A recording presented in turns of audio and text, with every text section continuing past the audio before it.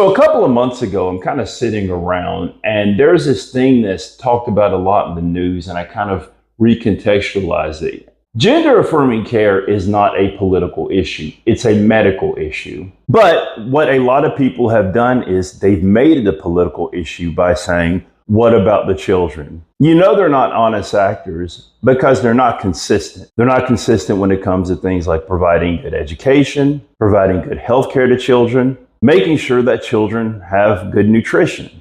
But what they've done is, well, we've sowed the seeds of distrust in doctors, and now you can attack doctors. So if you do have a doctor, a psychiatrist, a psychologist, not a medical doctor, but a therapist, someone who spent years studying what conditions, gender affirming care, whatever that may be, would be the best solution, we've properly discredited them. And people will bring up, well, there's the money incentive. These people are trying to make money. Easy fix to that with healthcare, just have a single payer system. But the thing that popped up in my head months ago is, well, basically breast implants, the hormone replacement treatment that men get as they get older, or even the ones that they get when they're not that old, ones that they get to enhance physical and athletic ability.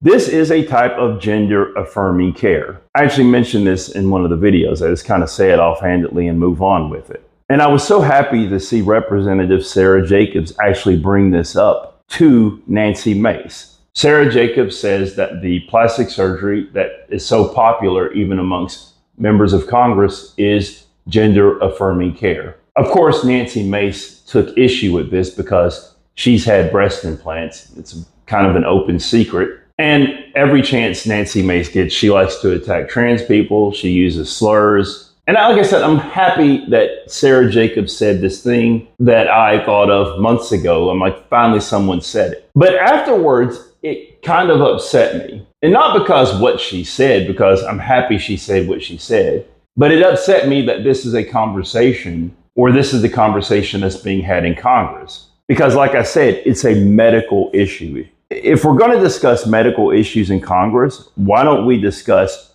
providing health care to people? Why don't we discuss, once again, having a single-payer healthcare system? Why don't we discuss how urgent care clinics and hospitals are being closed down? Because you know who uses urgent care in hospitals? Children. So we have this tiny fraction of the population, tiny fraction of the population of children who may be looking into gender-affirming care.